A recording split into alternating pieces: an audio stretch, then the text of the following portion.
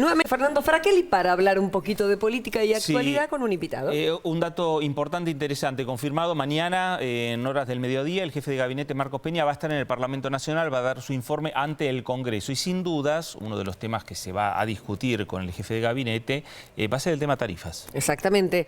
Tal Daniel Lipovetsky, buen día. Buen día, ¿cómo estás? Hola, bueno, Karina, ¿cómo estás? Preparados mañana para la visita de Peña y, lógicamente, con esta situación que mantiene en vilo a la sociedad todavía, ¿no? Sí, bueno, la visita de Peña siempre es bienvenida, digamos, es una manda constitucional que en el 94, cuando se reformó la Constitución, se estableció que el jefe de gabinete tiene que venir periódicamente a dar un informe a las dos cámaras, una vez en cada uno.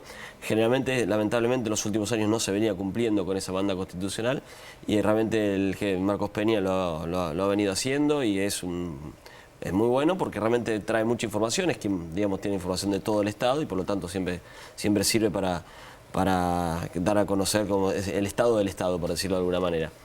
Y por el lado de las tarifas, por supuesto, digamos, es un tema que nos preocupa.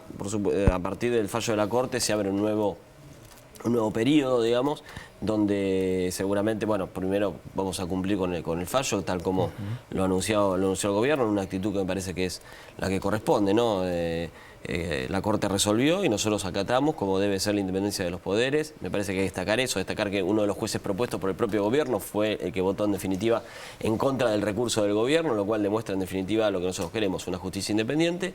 Y creo que el fallo en general ha sido un fallo bueno, fundamentado, y que nos fija varias pautas. Primero es que por supuesto reconoce la posibilidad de que el Poder Administrador, como dice el fallo, pueda modificar las tarifas o que es necesario de alguna, si bien no habla de la palabra necesidad, sí habla de que en caso de que se modifique las tarifas fija pautas para eso, lo cual demuestra en definitiva que la necesidad de cambiar el sistema tarifario es algo que es casi indiscutible, te diría, en la situación del sistema energético en la Argentina. Pero después fija algunas pautas que nosotros debemos tomar en cuenta para el nuevo cuadro tarifario, ¿no? Que son gradualidad por un lado, y por el otro lado también la capacidad de pago de los usuarios, que me parece que es un tema importante. Gradual, diputado, pero hay mucha gente que piensa que no, bueno, de hecho, el tema se judicializa en ese punto. ¿Se habla de esto en las reuniones? ¿En qué falló? Más allá del que se conoció el enojo del presidente cuando esto definitivamente la Corte falla de esta manera.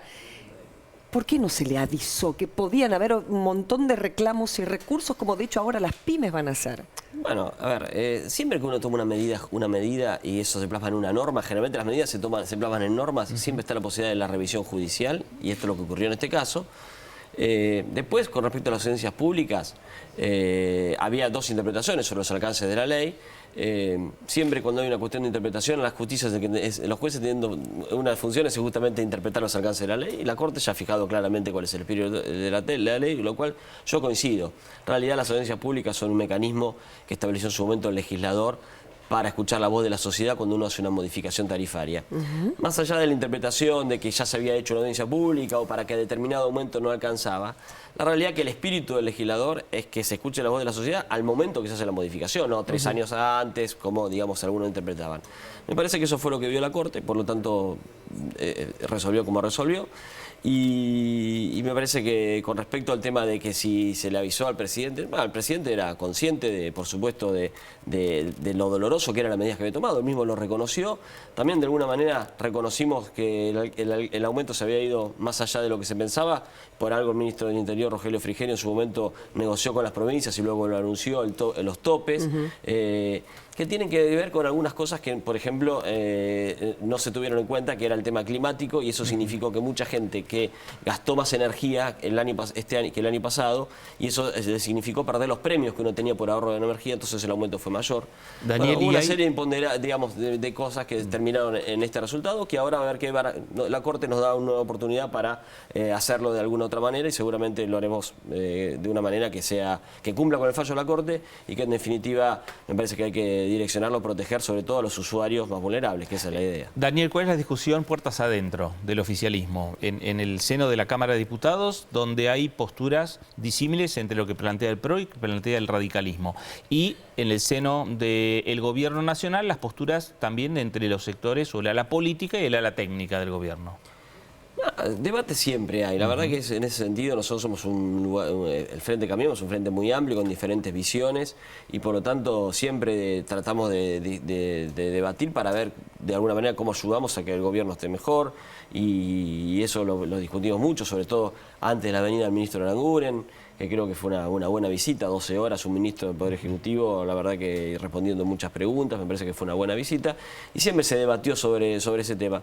No, el tema, las audiencias públicas había cierta posición de que era importante hacerlas.